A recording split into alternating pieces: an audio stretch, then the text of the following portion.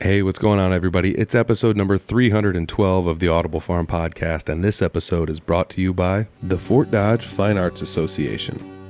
The Fort Dodge Fine Arts Association is all about supporting and connecting local artists, musicians, and creators right here in north central Iowa. Head over to fdfineartsassociation.org to find their community calendar packed with upcoming concerts, art shows, theater events, and more. While you're there, check out their podcast, FDT. It's available wherever you listen to podcasts. That's the Fort Dodge Fine Arts Association, celebrating creativity and community in the Fort Dodge area. This week, I'm sitting down with longtime friend and a frequent guest of the podcast, Clint Riedel. We talk about some good stuff in here. We were having a really good conversation before the cameras started, and as soon as the cameras went on, I kind of shifted gears into, I would say, let's say less controversial territory. We do cover some of the stuff we discussed before we hit record, but yeah, this one goes off the rails in a hurry, and I wouldn't have it any other way with Clint. He's a great guy to talk to. He's a great guy to converse with. We talk about everything from how we feel about cover bands versus regular bands, who deserves the stage at certain shows, et cetera, et cetera.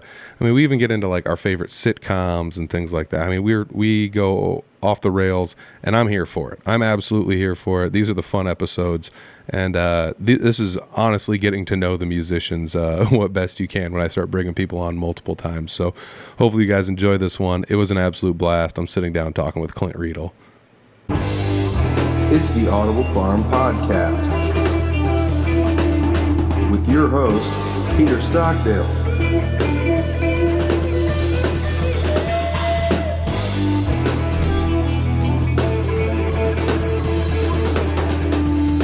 All right, we're recording an episode of Audible Farm here. I'm sitting down with Clint.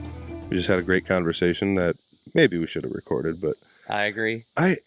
I'll tell you what, so there are some conversations that are best had off the mic, just for the simple fact that, and it's not that like the people can't handle it, but they're just not topics that you would show to, classic, right in there. There's a cat. This is tater tom casserole. I'm just going to keep recording. Yeah. You know how these Clint Riedel podcasts go. You never know what's going to happen. He's tuning a guitar and stuff right now. No, I'm restringing it, Peter Stockdale. And we're outside and there's cicadas. I hope you're having as much fun as we are. We'll see what happens. Yeah, if you're not watching on YouTube, you're missing out, I guess. I don't know. But yeah, some of those serious conversations, I remember talking to somebody and they're like, yeah, you can't just like show somebody a mirror, because if they don't like what they see, they're going to be mad at you because you showed them a mirror. And that's kind of, I feel like that's a little bit of what those conversations are, unfortunately. To broad stroke it, we were talking about how like I think some bands deserve like big build shows and to do the cool things. Oh my gosh, your cat is just destroying the video on this. Hi, buddy. Oh, so he's a stray. This is Tater Tom Casserole, and he came from the outdoors, much like myself. He's just feral as they come, and he said, "I'm gonna love you. You're my people." And I said, "All right, man." And so we took him to the vet, got him his shots, got him neutered in case he just decides we're not his people, but we don't add to the problem, And, hey, Tom. He's got no time for us. Yeah. We'll see how long I can stand this. Like, every part of me just wants to just stop and just restart. But Use the fly swatter. Nah, it's cool. It's cool. No, cat brush. Buddy. No, he ain't gonna pay attention. Nothing. But some of those conversations are just kind of tough ones to have. Like, like, do some bands deserve to get paid more? Do some bands deserve to have like the bigger gigs, or do some bands deserve to have, the bigger shows? Or why doesn't my band get booked on festivals? I can't do it. Hold on. I'm just gonna. There we go. I'm not even gonna edit this. I'm good enough at filling space. We'll see what happens with the cat. This is great. But yeah, so I definitely feel like some bands deserve that, or like, oh, this band, but a lot of it comes down to like some bands are trying to do a certain thing, or like they're trying to pick a certain audience, or they're paying attention to things like the way that businesses like, capture a market, and like that's what some bands are doing. And some bands are capturing momentary viral things and finding a way to turn that into ROI, etc. Where like so many of us are just hobbyists, and we kind of talked about this too. Like, some of us aren't even like trying to market anything, like not even at all. Yep.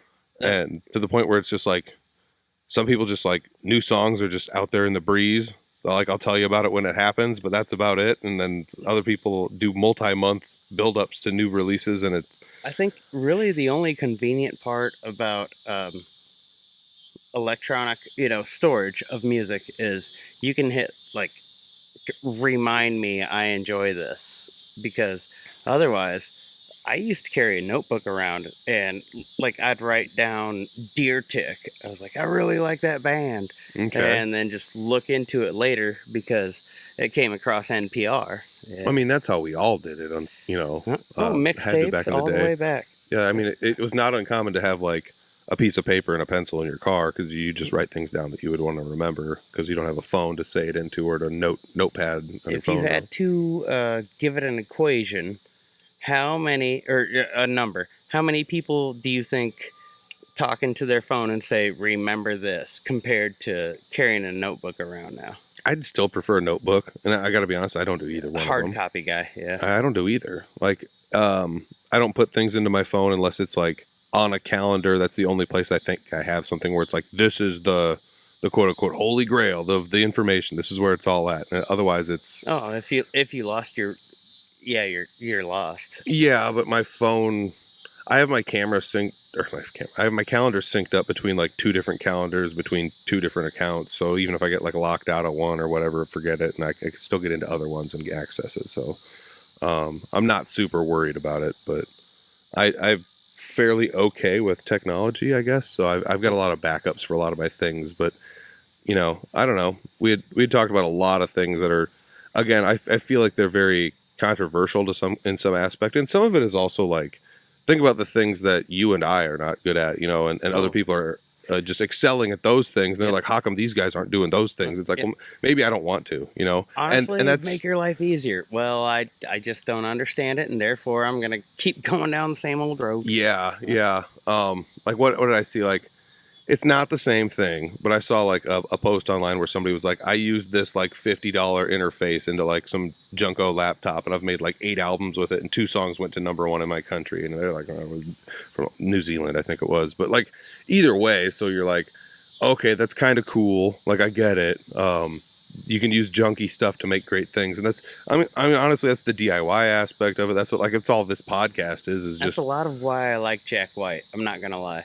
He was I'm sitting in my bedroom with a reel-to-reel before, I don't even know what the software is called, but now you can get like, you record it right at home. yeah. Easy peasy. I've got a studio in there that I have never used. Yeah. I mean, I've tried, but that's not also good at it. but that's also the other end of it is like you can everybody has all the information, all the technology, everything's right at your fingertips to do everything, and you're literally just a couple $100 away from like recording anything you ever want or doing most any hobbies. Oh, yeah. Like, to be honest, Robert Johnson, like, how much did it take for him to record that and just start a new world order? NWO. Yeah. But it's the whole fact of like, are you actually going to do these things? And the people that do the thing get rewarded because they went out and did the thing, and that comes back to the original argument of like, do these bands deserve to, play bigger stages or like play at festivals? Yes, they do, for the simple fact that they've like put the time in there. They've got a market. They're going to put butts in seats. The show is enjoyable. When it comes down to like, we were talking about what can you measure out of this? Can you measure enjoyment? It's like, well, you can't measure enjoyment. And you were like, yeah, like finances. And it's like, yeah, you can, that's something that you can measure. So it's like, how many people showed up? Did you make your money back? So it's like, did you make your money back on people that showed up just to see the band? Yes. And then it's like, well, now are you selling alcohol? Yes. Now you're making money, and the band paid for itself, and with butts in the seats. Yeah. And so like, that's the thing. And then the band with their money, splits it up however they want. That's like a good show. But like, my argument was like, you couldn't book, you and me and, Clint and Kirkhart at a giant town festival thingy and expect like 5,000 people to show up. It's just not going to happen, unfortunately, because we don't have the marketing, like butts in seats power that some of the other bigger bands have. And it's a shame.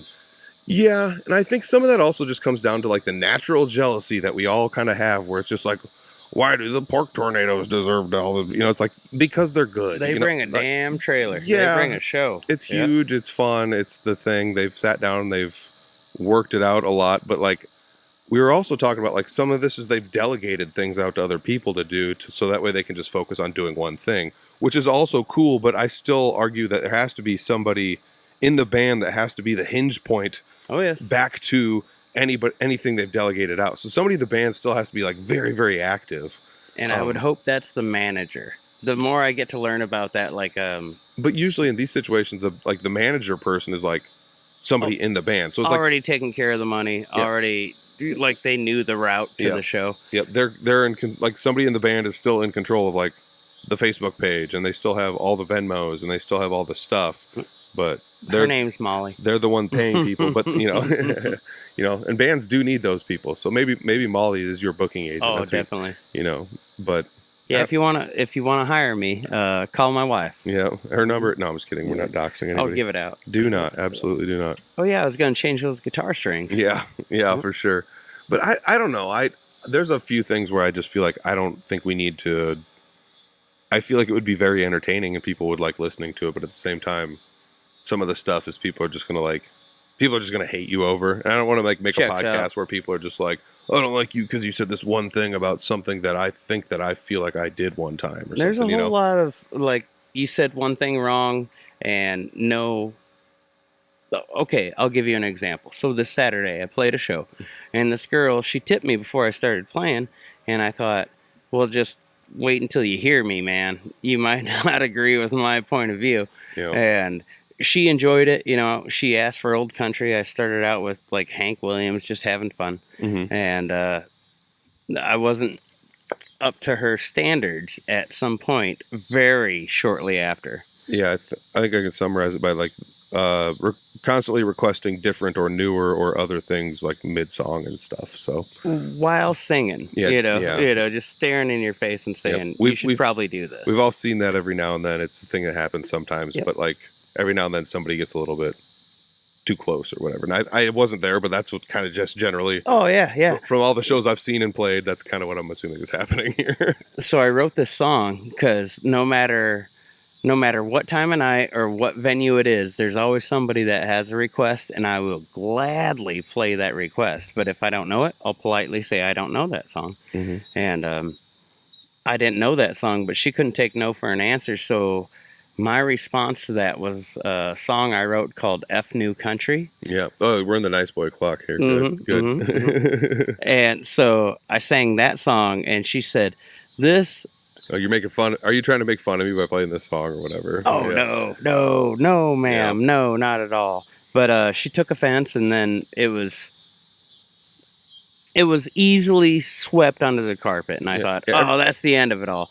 But then she didn't know how to close the door when she left Peter Stockdale. Yeah. So like, and what we're talking about here is like, what do you actually want to say, or what's like. Even if you are technically right, is it the right thing to say? Oh. And those are the kind of things where I keep thinking, I'm so glad that you're in charge. I'm so glad that Jesse's in charge when I go places. Like, I have a microphone, but like when I see things and I'm just like, this is not going the way I would prefer it to go, I just back away from the microphone because I know Jesse has it handled. And I know you'll have it handled, where like I just say mean things. We got a propane truck driving by, delivering the beautiful propane out here in rural America. But yeah, so propane. Oh, God damn. But yeah, I don't know. There's just some things you just don't want to say or you shouldn't say, and I'm not always the best at not saying them. So I'm glad you guys are out there because like one of the things was like. I would just take the $20 and be like, you can have this back. As a matter of fact, if there's any other tip money in here, you can have this and go away. Just go away, please. Go back in the bar. I'll buy all your drinks. Just leave me alone. Something, like I'm like a deer in the headlights when that kind of stuff happens. I'm just like, go away, I honestly think that it's easier to just solve the problem with money. Listen to our politicians. Like, well, let's just throw it out there. Here's your $20 back. Let's never talk about this again. I don't remember where I heard it. It was on a show, but innocent until proven broke. Like that was like the concept. I thought that was pretty funny. So, word. But yeah, I don't know. It's I do feel like some of these conversations like need to be had, but at the same time, becoming maturing adults and stuff, like I always just default to like, well, if they're doing what they want, then that's what they want to do. Because there's plenty of things I could do to make things that I'm doing better, but at the same time I just don't do them because of either like laziness or whatever. Time and energy. Yeah, and we kind of like bridged that discussion this last weekend when we played a show together. You and I played a show together in Gilmore. I think it was only like the second. And it was great. It was amazing. I think it was only the second or third show you and I had ever played together this year. So we don't play as many shows as we used to together, but that's okay. I don't fault anyone for that. As a matter of fact, it's been interesting and nice to have like a slower summer. Sure. Where instead of playing like 4 shows a week on average, I might be playing like 1 or 2.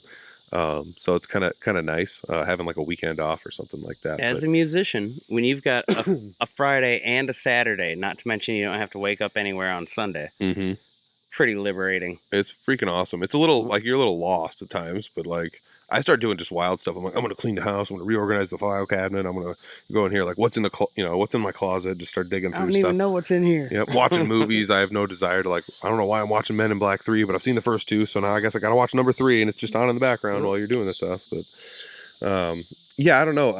We were talking about like whether or not your heart is always in music. Is another thing where like, do you feel like that drives or motivates you at times where like sometimes you're just like, I'm going balls to the wall now. I'm going to put everything I have into like recording a new song or putting something out or like making merch or like. I think that'll hit everybody, but as for me personally, I feel like I've been doing it for so long right now. Like I'm not comparing myself to Chris Carr, whom I adore, but like I remember going to Eighth Note Music and being like, man, you don't play anymore. And he was like, I kind of got burnt out. And I thought, how can you get burnt out of everyone's love and affection if you're doing it right? But it's not the crowd. It's the drive. It's the gear. It's the packing. It's the maintenance. It's, everything else. It becomes a road. And I can see why even the top performers just say, I'm done for a minute. I feel like that's everybody with everything, honestly. Like if we don't want to say that, I think we're kind of lying to ourselves. And if you worked on a CNC machine, you can't just say, I've been doing this a while. I'm going to take 3 months off, maybe a year. Who knows? Very good point, because I had not thought about that. Like we are blessed if you have a job and you're playing music both at the same time. You can take time off of playing music and kind of recharge your battery. One or the other. But you can't just like take time off at the mill and be like, oh, I guess we're not, Hell, I guess the house isn't paid for now. Yeah, exactly. Mortgage, whatever. Yeah, it's a good point. Because like, I mean, the topic, the way I brought it to you was like, and I don't know why I thought of this, but I was hauling some stuff in the other day and I was like, why is it that sometimes when I'm hauling stuff into my house after a show, sometimes I'll do it like right when I get home. I'm like all stoked and stuff. And I'm just like, let's get this inside. What a taking care of life. Cool show. Yep. Good times. Music. Money. Rock and roll. Like whatever.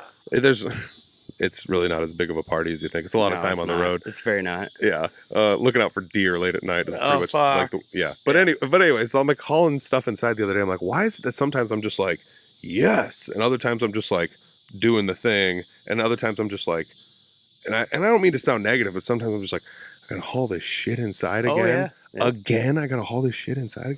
And I'm sorry, I'm using profanity. We're out of the nice boy clock, I guess. But like, the thing was, I had bridged that discussion with another musician, and they were just like, nope, I love it all the time. I never don't love this. This is amazing. I'm so happy, whatever. Which is, some of that you could be like lying to yourself to give yourself a good mindset or whatever. Some of this could just be like basically how the person is wired. They could be thinking that. But you were like, only the second person I asked, but like the first person who gave me, maybe it's the answer that I felt. But I feel like everyone feels this way at times. But like, there are times where like playing music is way more fun than others. Oh, yes, definitely. And had a blast on Friday. Yes, absolutely. It wasn't even time filler because as a folk musician, we talked about this earlier, where like you got to come up with zingers if you're a one-line comic. Like that's 800 jokes, to fill the time where everybody else tells 4 stories. Yep. I was like, I know that struggle. I'm a folk musician. These are 2.5-minute songs. Yep. And so when a lead comes in, you're like, I just stretched that to 4 minutes every song. Yeah. But that's what it wasn't. That's not what it was like on Friday. We just hauled straight ass. Yeah, it was fun playing there. I'd seen a couple people like I graduated with or went to school with, etc. And Fun. some people, Me and Peter Stockdale are playing his 20th high school graduation in Humboldt. Yeah, it's coming right up. I guess that's gonna happen. I need to turn the light on over there, but yeah, I don't know. It just it was fun show, and playing those shows like that, I feel like, as weird as it sounds, sometimes I feel like I'm playing at the show and I feel like everyone's like, well, that guy's singing and playing and he's hitting the drum thing with his foot and he's doing all the work and stuff. And then every now and then this guy just goes, or whatever. Which is totally cool because that's literally how I view what's happening. Nope. If it was, I'd tell you. But I totally understand, like, from where your perspective, this is like, when I first started playing leads with people, it was with Jesse, and it was literally for that exact reason, was to stretch a set out long enough so he could play a full set somewhere, where it's like, I can play 2 hours, but I'm booked for 3. So if you stretch every song by a minute or two, we'll be fine. Oh, yeah. And so you just give me a lead or two here, and boom, we're ready, and sometimes they flow better than others, but I think you and I played enough jam nights at the... Now you get Taylor and Dave Schmieder and Brad Hofing, and we got leads for days. Yeah, for sure. I mean, when there was like 6 of us in Jesse's band, it was pretty wild. Caleb Ferry never liked a drum solo. I'll say that about him. Well, I can understand. Like, Scott Dahl's not big on the drum solo either, but I also get it. Like, some of the drum solo, if you're doing it, like, puts all the rest of the music to stop because it's so weird. You're just like getting all weird with it and stuff. Jordan Reuter doesn't mind a drum solo. Or if you're just very basic with it, it's like, that's not cool enough drum solo. So like, you have this option of just like, you have the options of basically like making all the other musicians stop for a second while you do something really cool, or being like, finding a neat way to try to incorporate something fun. Don't worry, I'm very percussive. I will chunka while you ding ding ding. Yeah. Or it's just, you just do little da na na na. That's boop boop boop boop boop. You just like long fills and da na na na. This pinky finger sounds like Eddie Van Halen. It does. I just hammer on one string. That's all I do. All right, I gotta turn the lights on over here. You talk for a little bit. Let's see what happens here. All right, so Molly came back home, and she brought me some bourbon, but she hasn't brought me out that bourbon. And for any of you King of the Hill fans, I've been rewatching old King of the Hill. Miss Liz, bring me a hot toddy. Oh my God, that's hilarious. I don't think she heard it. Maybe she'll get it. Oh, the light actually worked kind of good. That's neat. Mm-hmm. Awesome. Well, that's why you buy this stuff, I guess. High production. Yeah. Oh, neat. Cool. Didn't lose it forever. Nope. Yes, we actually were just rewatching some King of the Hill in here, so I don't know if there's going to be enough references to drop in here, but you and I were also talking about having like deep conversations with people versus like surface level conversations. Jeremy Ober versus the world. Yeah, and I view myself as more of a deeper conversation person. That's why this podcast, we don't just like, oh, so you went with the white siding. You don't just like talk about crap you can see. Like, oh, Gatorade Zero is pretty good. Not endorsed by Gatorade Zero. Do not drink it. But you know what I mean? It's like I don't know. I feel like I enjoy deeper conversations, and you have a fun way of being able to do both. I feel like, where you can just be like, PBR is the best, and they're like, no, Busch Light's the best, and you're like, no, PBR is the best, and you can just like argue about it for no or whatever. We talk about 17th century monks. Yeah, just whatever. You can just kind of fold into whatever. But yeah, I feel like some of music is also just those personalities. Like, you find people that are like more in tune with just like interacting with a crowd, or their brains are just more programmed for partying or something like that. It's just whoever that person is and how well they resonate with everyone else, right? Word. I feel like some of that is maybe genetic. Oh yeah, for sure. That's nature versus nurture for sure argument there. But how do you feel? I mean, I'm glad that I'm not the front person in a band, because I feel like people would view my standoffishness as ego. Let me say that. Absolutely. Not anxiety? No. And it's not even really anxiety. It's just that. Of course it is. No. And so like, and I don't want to like throw just weird arguments around, but like, I'd rather be at home like eating macaroni cheese in my underwear than being out playing music, to be But honest. you're so like, good at it. Like most, and I'm not You trying. should watch me eat macaroni and cheese in my underwear. And I'm not like, I'd rather be at home. I'd rather take the lid off of a Ben and Jerry's and throw it in the garbage and then just eat the whole thing. You know, and I'm not saying like that's what I would rather be doing, but like there are times where like, again, this is just, I feel this way because I've felt this way off and on so much where like I played so much music. There's sometimes when you finally have a Saturday night off and you're just like, woo, you know, and like, this hasn't been one of those years, but I've enjoyed the time off so much now that like there are times where I'm just like, dude, I honestly like, what would you rather do with your life? And you and I've had these philosophical conversations about productivity in life, and it's like, man, I'm playing music's awesome, but there are times where just sitting around doing nothing, like rewatching Seinfeld's fine, you know, like God, yes, because if you think you're doing it for them, you're doing it for the wrong reason. Like I do it for myself. I told Molly I had a horrible show a couple of weeks ago.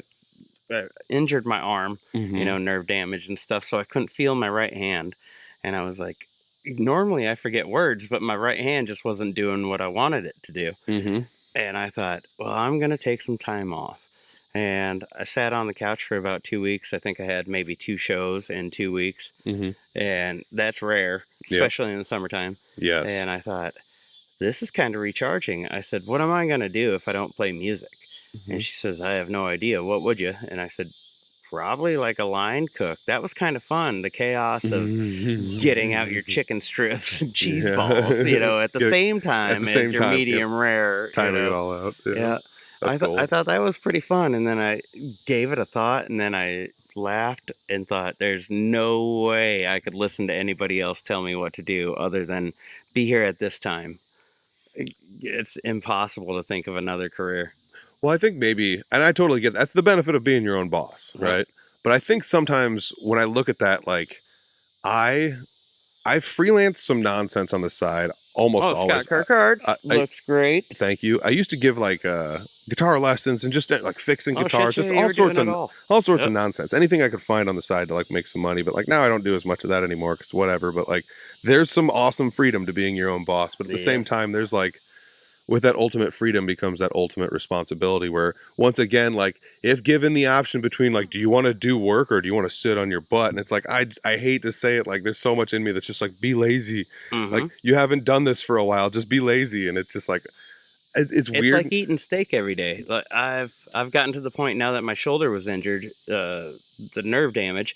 I didn't do anything during some of the nicest summer days of Iowa. And I look out the window and I'm like, I need to mow the lawn, but I can't because I can't pull start it, and I need to practice guitar, but that kind of hurts. And but do you remember how much Frisbee golf we used to do when you were taking time to yourself and I was a full-time musician like I am still?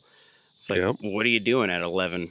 I don't know. Do you want to golf in Fort Dodge or Humboldt? And I'm so glad you went disc golfing with me because, like, at that point in my life, like, I definitely needed something to do. That's when I got to really meet you. Yeah, I mean, we go out disc golfing and listening to music and stuff, and I don't know. I almost hate admitting it that I want to like default to laziness, but I think some of that is also like.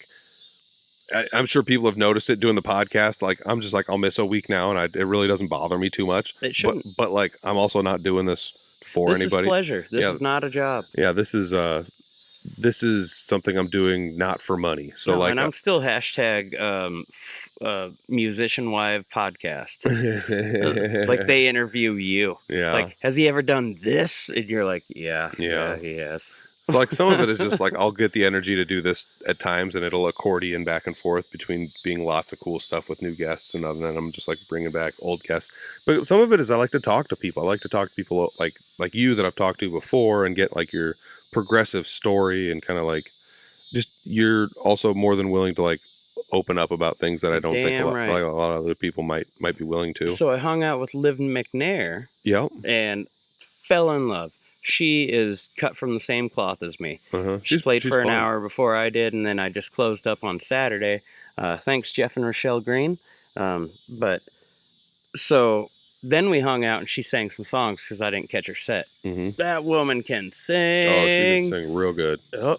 Yeah, I saw her a few times in like Clear Lake, and some other places now. She plays now down near Des Moines and I don't know, all around. She's now. just intense, and it's perfect because she's the same way. She sat around for my whole set and said, "What you see is what you get," and I said, "Yep." Mm-hmm. And I thought the same thing when I got the chance to hear her sing. She goes, "I'm more country," and I said, "I don't care what you are, Yep. because it really doesn't matter the genre. Blues can get, a little." A little similar, but Yeah. it's always the voice behind it. Like, that's why we still listen to Robert Johnson. Dude, to argue that blues is not, I think you're trying to steer around the word repetitive. Yes. I'll say it. I like blues, but like, dude, everybody's just rehashing 12 bars in a different way. I'm not skilled. I play an 8-bar blues.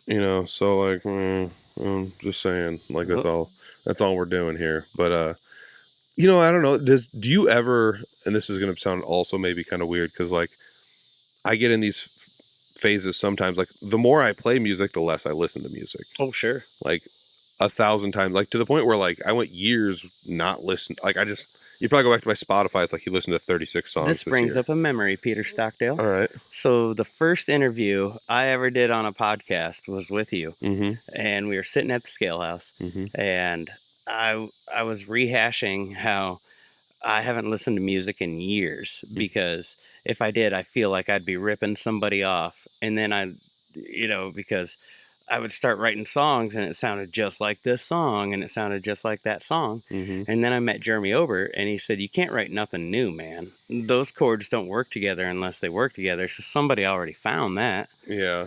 And to be completely honest, I'm still the same way. Once I start getting in a writing mood, the radio goes off.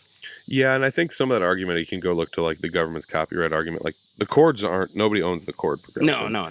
But what people own is they can own rhythm and they can own like basically the melody over top of it. And then there's argument to be like, that's actually what you're creating is the melody. So the words and like how you're saying them and the rhythm of them creates a new song based over these same old chords. Some people are just better at hiding the chords, even though like this is Sweet Home Alabama, but you're just adding a lot of 9 chords in here or something, like. I had somewhat of a breakthrough last night. I was sitting exactly where I am right now, and I had the notebook beside me, and I was trying to write, but it was dark out. So it looks great. I should show it to you. It's basically like a left-handed, just, dyslexic kid going for it. Nice. And, but I couldn't figure out the chords because I didn't have my guitar out here. So I was just like, So I was like, it starts here, and then it goes up, and then it goes down, and then it goes over here. Oh, it's way down there. That's hilarious. And then Brad Hofing popped into my mind, frequency. And then it hit me. That's what music is. Like, it's on, like, so I'm not trained at all. I just know where to put my left hand. And so, yeah, that's just like, when the teacher brought out that sweet chalkboard, just... Yep. And they were like, "It's up here and it's down there." I was just drawing that path. This is a C, this is a D. Yeah, I was just drawing that path. You're doing that, but without having a staff. I'm basically a 7th grader in music class right now, writing songs. Yeah, or like like rudimentary caveman style. I'm not trying to be mean, but like before they were like, we need structure on this, instead of just being like, it goes like this, or like. And wasn't it a 16th century monk that gave it structure? Yeah, somewhere back there, something. But they like just figured out like the first harmony, and they did music in a round. They called it, I think, or in the whole. So everything was all one note. What's your take on a cappella groups? Amazing. Yeah, I grew up when Carmen Sandiego was out. I don't remember what that band was called. The Carmen Sandiego band. I think they were called like the Nylons or something. They had some name that wasn't whatever it was. I wouldn't argue. I look that up. If I'm right, honestly, I deserve the world for that. But yeah, we're in the world. Yeah, we're in the world. Carmen Sandiego. Those guys were amazing. Yeah. So that's how do you feel about The Office? Like the show? No, the a cappella group on The Office. Oh, I guess I don't know. And Andy's group was named. I don't know. I saw. You know the Nylons, but you don't know.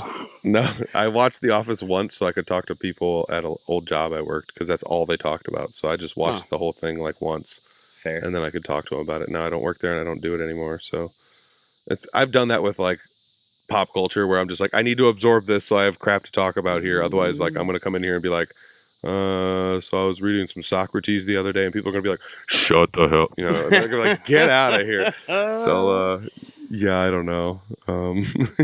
What's the most obscure thing other than that to watch one episode of The Office that you've done to fit in because you know these people are going to expect it? Oh, not that people are going to expect it, but it's more or less like this is what these people are interested in, so I'm going to intake their whatever. Some of it is you just take on the mannerisms of another like group of people, where it's like, oh, everyone here likes to like watch the news and talk about what's on the news, so it's like, I guess we got to be in, you know, at least involved in this somehow. What did he do today? You know, but that's no different than like that's how you act around all your friends. Like if you have a friend who's a car guy, before you know it, you're going to be like, I need to change the filters on my car. You know, I start giving my cuffs 2 inches on the bottom. Yeah, you know, you start like, I think I'm going to go buy a wrench set this weekend, just in case.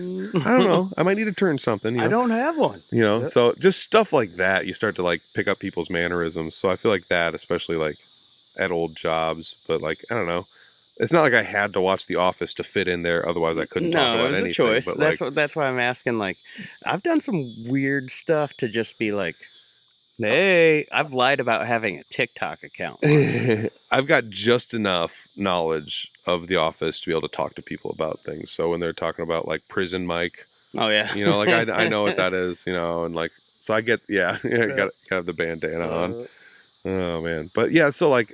But like again, I'm a Seinfeld guy, and everywhere I go, nobody else is a Seinfeld guy. And if you are, like, comment down below. If you are, you're my age. Yeah, I don't know. I understand some people don't like Seinfeld or don't want anything to do with it, but like some people are Friends people, some people are Cheers people, some people are, you know. Okay, so here's one for you. I've been thinking about this one a lot lately. Hit me. Mount Rushmore, which means pick 4. I don't care what the order is because they're just up there, right? The 4 best sitcoms. Your 4 favorite sitcoms. MASH. Okay. Whose face of MASH would you put on there? Is it Colonel Potter? It doesn't matter. It's probably Hawkeye. Oh, it's got to be Hawkeye. But yeah, Alan Alda. Houlihan. Alan Alda. But anyways, what are the 4 shows? All right. MASH. This is going to be obscure as hell, but I remember coming home and my sister being 16 and I'm 18 and just started drinking, and she's still awake. And she's like, Mom's asleep. And I'm like, cool. Quincy MD. Okay. Because that was the rerun. That was my Seinfeld. It's like, wow. All I need is some French fries, you know? That's crazy. I'll do French fries are good. Just a plate of fries. Fucking good. Cereal. You know, yeah, I go to cereal. That's bar food, though. So plate of fries. Cereal, though. Jeez. Oof. Go home. I could eat me a whole mess of cereal right now. Damn right. I got a bowl for it. Yeah, dude. Let's see. 3 would be...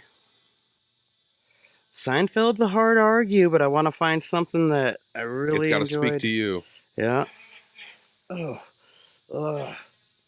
I'm going with Seinfeld. Okay, so 3 is Seinfeld. 3 is Seinfeld. I have 1 left. Yep. Let's see. This is a fun one. What means the most to you? So you got MASH, Quincy, Seinfeld. I'm dating myself, but some of that... Like, I've sat there and remembered way too many moments of King of Queens. Okay. Yeah, for no reason. I could go for that. No reason. Other than it was placed, because I've only had an antenna television my entire life until recently we got cable. It was another syndicated show between what was going on, basically. Yep. My eyes are growing tired. Yeah, I remember that. My baby. He was like a UPS driver, like Scott Kirkert. So those aren't bad. Other than Quincy MD, I'm not going to say yes or no to any of those. I'm surprised he didn't throw a King of the Hill in there. Oh, and it's M.E. My bad. He's a medical examiner. He was a Sherlock, like they already died. Oh, I take that back. Can I take all of those back? Yeah, all of them? Oh, yeah, okay, because British are the best. Okay. Midsummer's Murders. I was arguing. Oh, me and your old man, we watched the same show. So I would argue this about British shows. They're really good when they're like, this show is going to be 10 episodes and then it's done. It's the end of the story and we're not bringing it back. And it's like, that's amazing. Mm-hmm. I love that. I love it when shows end before you think they should. And it's just like, this is just good. Start to back good. I wish there was more. There's not more. There's not going to be more. I'm done. It's great. I don't think us as a society nowadays deal with just permanent letdown. We're like, where's the next 30 seconds of stimuli? You know, True. Yeah. it's like, oh, that's all over. 9 Perfect Strangers. I'm telling you, check that out. So, I mean, there's no monoculture. That's the argument there. And again, I don't know if that's the right term, but yeah, I don't know what my ones would be, because I mean, like, I keep thinking about like, I'm gonna be the guy that has the wild card and says it's got to be these ones or whatever. It's Murder in Paradise, you know that. Sitcoms though, like, I mean, it's for sure Seinfeld. But there's this weird argument in me that's just like, I might got to throw like and it's not something I've rewatched 80 million times, but I might have to throw like maybe news radio in there. David Spade. No, that's Just Shoot Me. Oh, yeah. Which, like, if you had asked me when I was in my, late teenage, early 20 years, I might have thrown that in there. That show was good. Word. Went downhill after a while. Oh, Phil Hartman. Phil Hartman was in news radio. Yeah. So, yeah. That one is a weird one I would probably throw in there.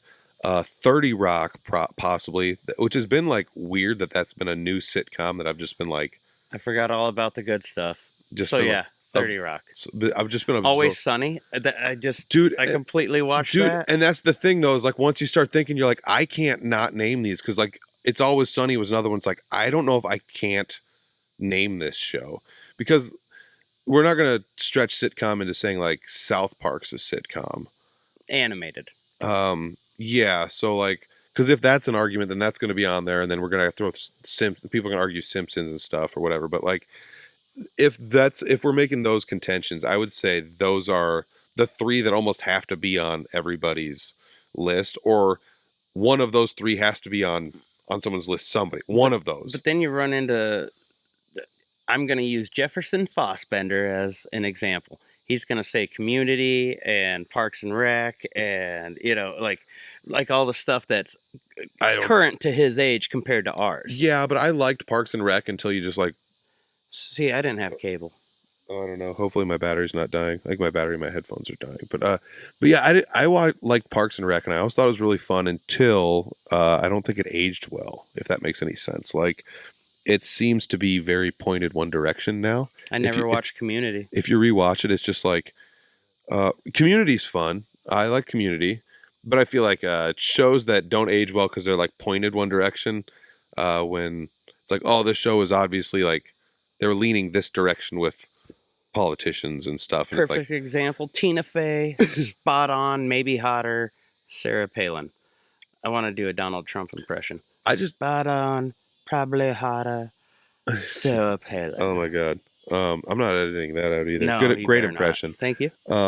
But I think that's like, those are probably the biggest three that like a lot of people will probably argue are got to be somewhere. Would be 30 Rock. But like, there's going to be people that are, depending on the age, they're going to be like Cheers, for sure. Cheers. Yep. And if they're so hard into that wing, it might be like Frasier is super good. Oh my God, you ain't kidding. But I don't think I can argue. Niles and Daphne, will they, won't they? Oh my gosh, forever. That's a good one, but this is funny. It's a music podcast, and half of this has been about like, sometimes I don't like playing music. What are your favorite TV shows to watch? Checks out. But like, what do you do in your off time, Pete, besides watch sitcoms? I don't do as much as I used to. Like, I was thinking about that. Like, I used to just like, I'm Frankensteining guitars. I'm like giving guitar lessons. I'm recording podcasts. I'm editing podcasts. I'm doing all this stuff. But some of that was like, all I had to do was go to school and do homework, when I was going back to college. And then like, you have an internship where it's like, just fold paper all day, or like whatever, fit in where you can. And it's like, that's my stapler. Sweet. I'm getting paid $9 an hour at a place where they're just to shred paper or some crap, it's just stupid stuff where it's like, whatever. So like, I had a lot of mental capacity, but now that I've like realized I can use my mental capacity in my free time to enjoy myself, in a different way than it is playing music. Cause again, the argument for playing music is like, oh, we got to play a show. So like, I got to work on Friday from 8 o'clock until 4:30, and then as soon as I get off at 4:30, I gotta get in my car, and then I gotta drive somewhere, and then at 6:30 I'm at this place, and then from 6:30 until 8, and then Oh, God. And then the show is 8 to 11, and then when you're done at 11, then you got to drive home. And I don't live in the same town I work at, so I haven't been in my hometown since I woke up the morning before, and I get I'm home at telling you, man, if I had a real job like you guys do, I would not. You, Jesse, everybody, it's like me, Scott, and Jeremy and Vino is all I can think of. Like, don't have an alarm clock. Yeah, but it's also like with that kind of freedom, I'd be waking up at like 2 in the afternoon. I'd be sleeping through going to shows. Like that's how late I would stay up. Like it would become an issue. So It's a thing. Me and Jeremy were both night owls. We never contact each other anymore, but it used to be a thing. And Brad was in his own mind at the time. It's like it's 4:30. I know he'll wake up and answer.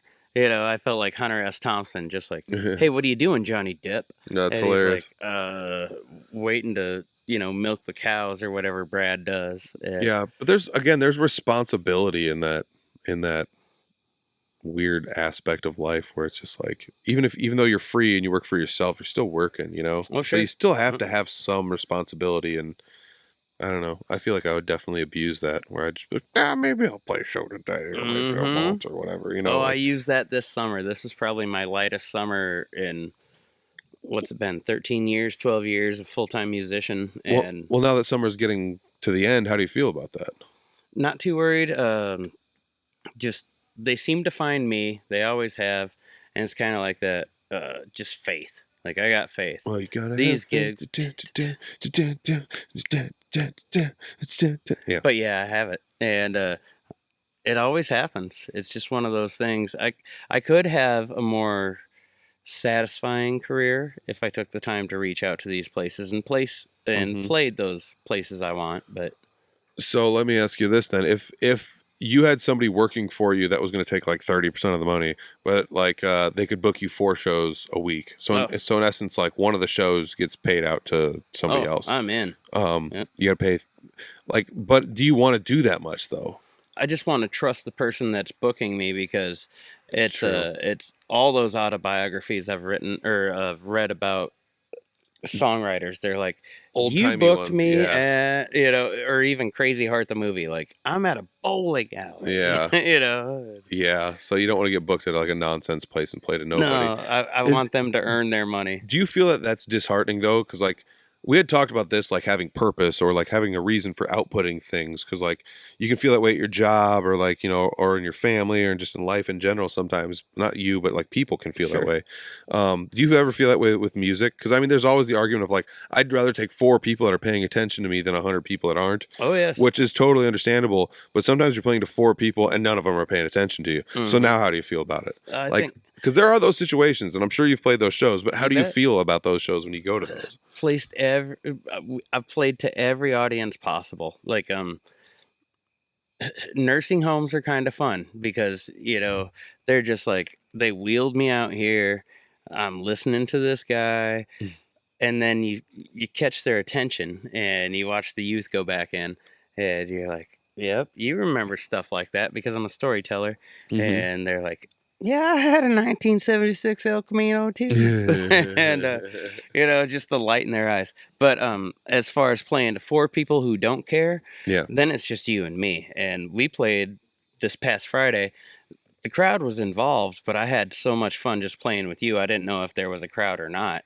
And then there's those shows where, it could be me, it could be Brad, it could be anybody in the band. Mm-hmm. And we're not hitting it, but the crowd feels it. And I'd rather hit it on stage than watch the crowd hit it. I think about one of those train wreck shows like those. I mean, we don't play these types of shows, but like when those comedians talk about like, I was playing at like 1:30 in the afternoon at a Chinese restaurant. Yeah, sure. And nobody in there speaks English, and you're up there trying to do comedy. It's you like, get it? Yeah, you're not even in the right place to do this, but for some reason somebody said they'd give you $5, so you went out and did it. It's always a private gig where someone's like, my family's going to love you. This is my wedding. Yeah. So like, you show up and everyone's, but like for those types of shows, like as dumb as it sounds, there's times where I'm just like, I'm going to see if I can do something that will get everyone's attention where like, I'm going to play a solo and I'm going to use 2 notes and I'm going to be able to bend them, and those are the rules I have. And let's see how much of this solo I can make to sound fun. Wait until they look. Yeah, exactly. Or you just do like one thing. You just like do the thing over and over and over again until somebody's trying like, what is he doing over there? And then you're just like, oh, you're watching now, and then you're just like, wee! You just like bend a note once, and you're like, yeah, okay. But I don't know. Some of that stuff just comes down to like, if no one's paying attention, then I goof off more. Maybe is the right way to say it. That is fun, like inside humor on stage, because how many times have you know, just as a musician, you lean over and you have a conversation because your mind's on, you know, do this. Yep. And you're just like, so what do you think we're going to have later? Yeah. Hardee's? Yeah, exactly. Yeah, I wish there was a gas station in between that place and this place. That's always my argument. What direction you going? How come there's not a Quick Star between there and here? Quick Star's the thing. Dude, I'll tell you no what. No offense, Casey's. I almost don't want to say it. If Casey's would get their crap together, they used to have the best pizza. It used to have the best everything, but it's turned into just run of the mill. You know, I mean, it's great. Everything not performed well. If They've that makes got a any whole sense. Arena named after them, dude. Oh, that's where all their money went. All their. It wasn't. I bet the Casey's in there. I bet the Casey's in there looks nice. Sued. Nah, I bet the Casey's in there looks nice though, because they do have a Casey's in there with pizza. Of course they do. Which. How fucking cool would that be, though? Like, to go to an arena and you're just like, here's the Casey's. Yeah, you could just go in there and get like a 79-cent big old soda. Like, it'd be awesome. Which, I'm telling you, I used to get that stuff religiously because I was disappointed when I'd leave Iowa and I couldn't get a Casey's pizza in Oklahoma or something. Now it's everywhere. Yeah, true. And the quality is gone. Yeah, I mean, it's different at different places or different times of the day. And that checks out.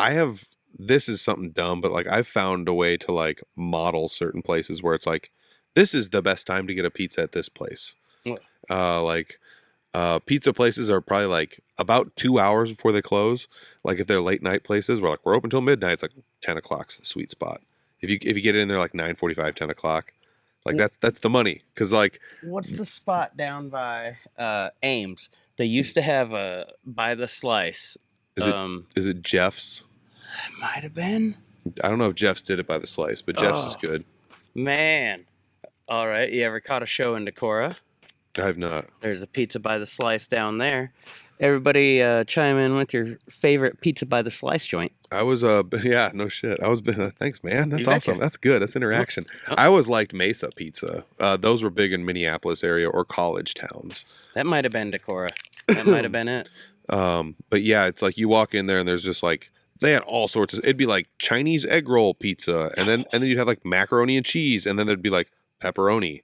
And then there'd be like 9 cheese. And you're like, okay. Are you experimental when it comes to slice? I mean, I will at times. Like one of the weirdest ones I had there was, I think it was steak and French fries. Damn, bangers and mash. Yeah. So it's just like sliced up pieces of steak with like fried French fries on top of it, like in there. And like there's like, I like weird pizzas, some of them, but like at the same time, like, if it was up to me 99 times out of 100, it's going to be like single topping, hamburger, beef, something like that. I go pepperoni, with, maybe. Straight mushroom pizza. Straight mushroom? I don't know, man. Yep. I can do mushrooms, but I'm still just, I don't know. No cows were harmed in the making of my pizza.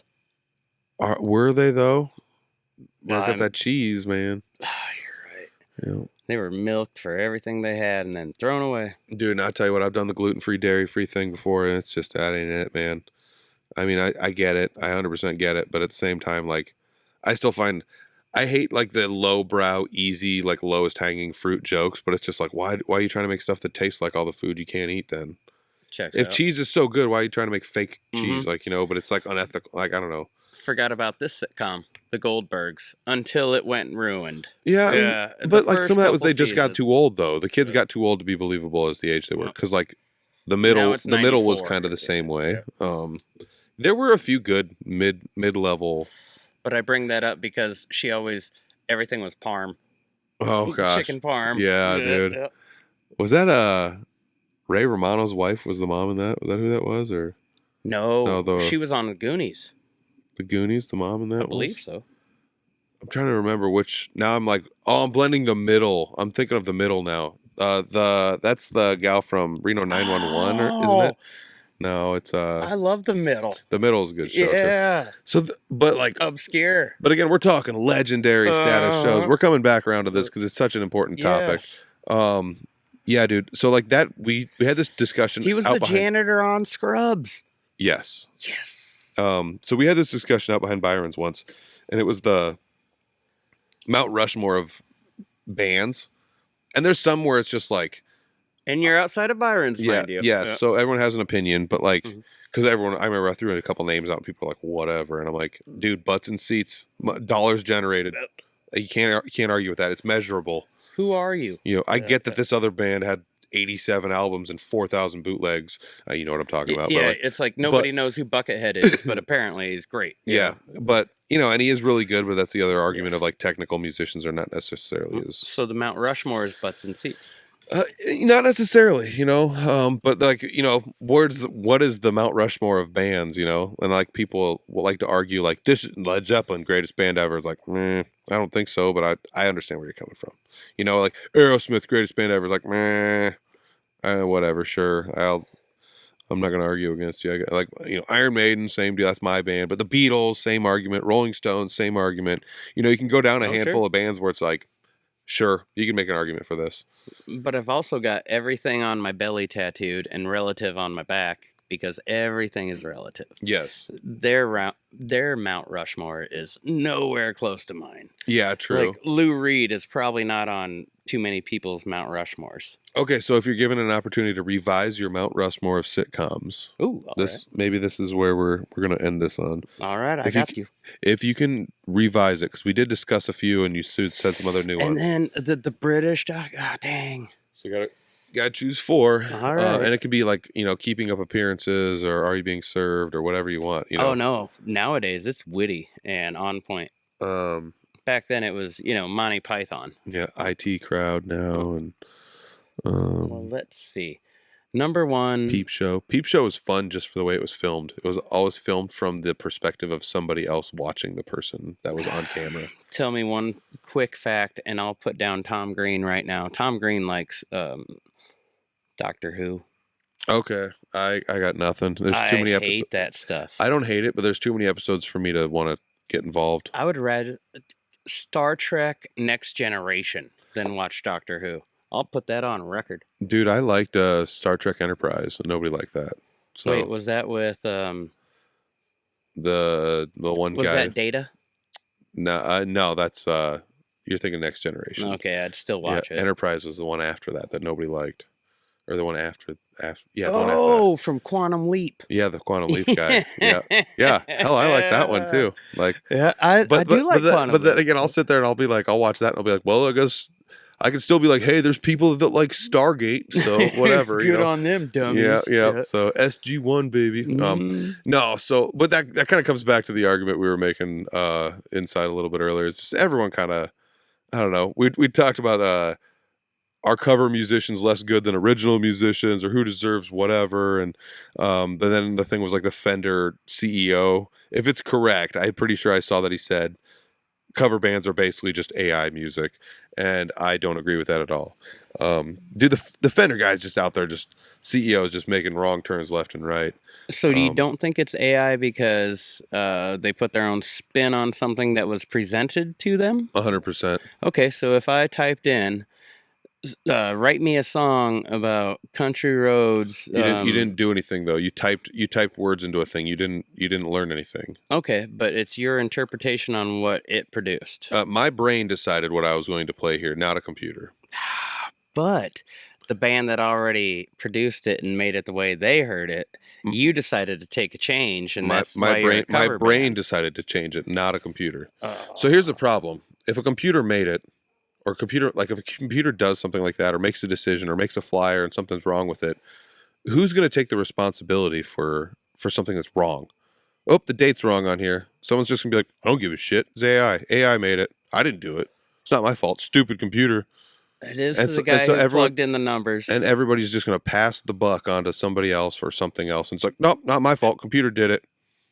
Or like, why do you post this stuff on like, computer told me to? Why do you do it that way? Computer said. So I took a course at Ellsworth Community College, Mm-hmm. graphic design. Yes. And all I wanted to do was make pottery, be a sculptor, maybe a painter. Okay. Wanted to be an art teacher at the end of it, but they're like, everything's moving this direction. Yeah. So I remember when I like drew a box on Photoshop around this leaf that I took a picture of and downloaded it and like twisted it. Mm-hmm. And I thought, oh my God, this is too easy. I don't have to draw that leaf at that angle. I can just choose and then decide where to set it. Yep. Art's gotten too easy, man. That's my stance. Yeah, but like here's the thing: is the argument for that is Photoshop is not a whole lot more than scrapbooking, but like on a fucking I agree with that. wild level. And it was hands-on because like I took the picture, Back I downloaded the picture. Nowadays there's magic wands and AI generative things and all sorts of stuff where you can like, there's a picture of me and you and we're side by side and there's a waterfall behind us, but like for some reason it's not centered, so center us in here and they can regenerate stuff or make whatever. As a tattoo artist, I use that constantly just to like AI no, Photoshop, just to like, or I think that's what the program was called. But something.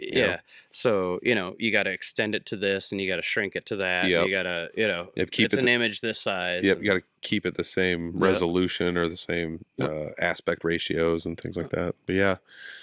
So did you decide your top four? Yes. This is where we're gonna end it. So Death in Paradise. Okay. Number 1.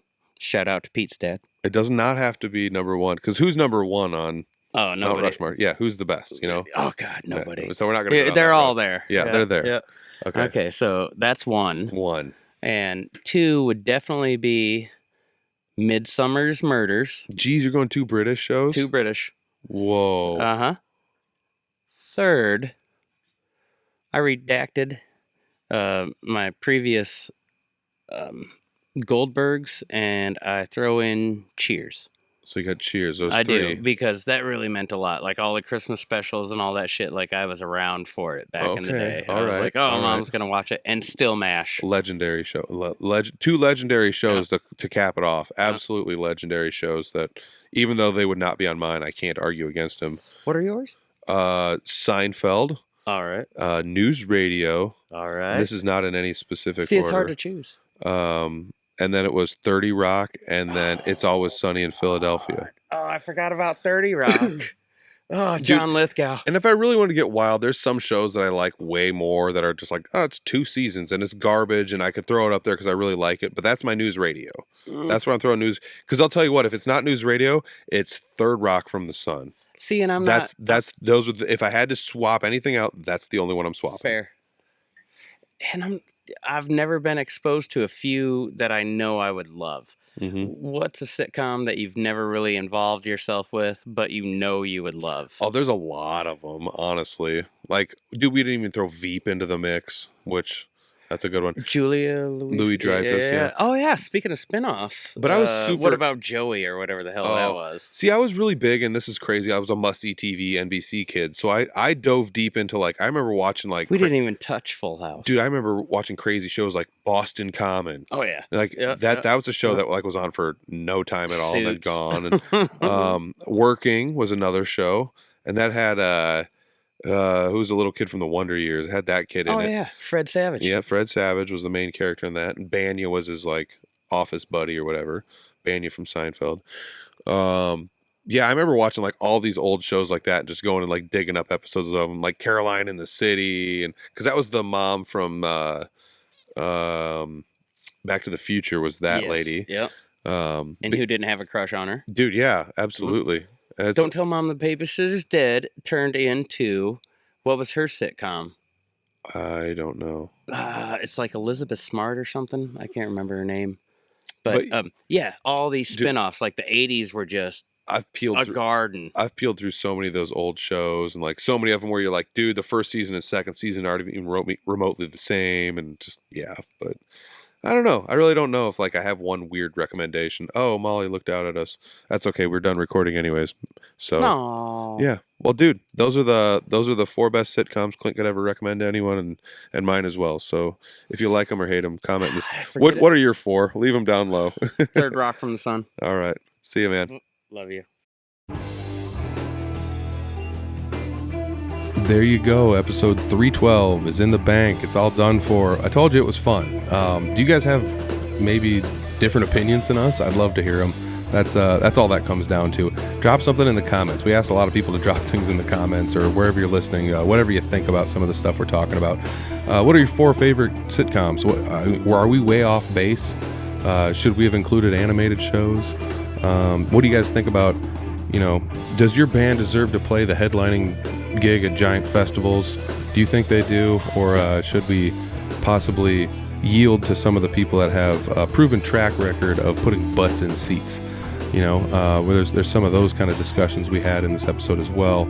It was a great episode. It's an absolutely great episode. Make sure you check out Clint live somewhere. I think he mentioned it in this episode as well. I'm going to be playing my class reunion, my 20-year class reunion. I almost don't feel comfortable saying that out loud on the podcast, but yeah, I'll be playing that. Funny thing is, I found out I was going to be possibly playing that show before I even knew the event was going on. If that tells you kind of maybe the dichotomy that my class has with some of the people that are in the class. So there will be a thing happening in the next couple weeks, and I will be there doing stuff at that thing. So it's going to be a good time. I guess if you're in my class, come swing by, and if you're not, who am I kidding? Nobody in my class listens to this. Nobody in my graduating class listens to any of these episodes, so it really doesn't matter. But yeah, great episode. Love Clint, love him to death. Check out all his links down below. Go watch him live somewhere. Pull him aside, talk to him about some random stuff. He's a great conversationalist, and he's a really fun guy to be around. So hope you guys enjoyed that. Drop some comments down below. What'd you think? What are we right about? What are we wrong about? Let us know, grill us. Let's see what you got. So everything Audible Farms at audiblefarm.com. We got the shop as well, Audible Farms shop. That's shop.audiblefarm.com. If you guys want to support the podcast, you can listen to episodes a day early. Video versions are there a day early over on Patreon. It costs as little as $1 a month, so feel free to subscribe if that's something you feel like doing. Otherwise, listening to this is great enough support, so thank you guys very much for listening. Everybody that listens, it definitely helps out. So thank you guys. I can't wait to pull somebody else in on another interview sometime. Hopefully I can keep the interviews coming. I've been a little out of pace the last few months, but hey, I've still been able to bring in a lot of new people, a lot of people I haven't talked to before on the podcast, etc., etc. So hopefully this has been a fun ride for you guys so far this summer. Still got a few shows left. We're basically getting down to the end of it. This is the end of all those summer shows. So that's about it. All right, audiblefarm.com for basically everything. Peace.